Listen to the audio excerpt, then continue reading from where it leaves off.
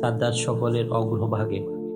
সে বেহেশতের দ্বার দেশে এসে অপূর্ব রূপবান একটি যুবক দেখতে পেল। তার সুন্দর চেহারা দেখে খুশি হয়ে তাকে বলল, তুমি এই বেহেশতের দারোয়ান নাকি? যুবক উত্তর দিল, আমি মালাকুল মউত।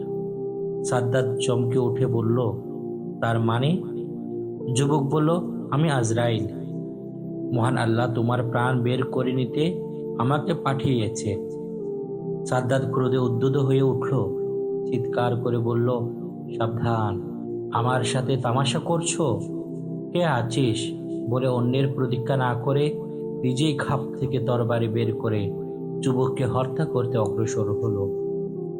কিন্তু কি আশ্চর্য, তার হাত উঁচু হয়ে রইল। উত্তেজনায় শরীর থেকে দর দর করে ঘাম বের হতে লাগলো। চিৎকার করে বলল, হে সৈন্যগণ,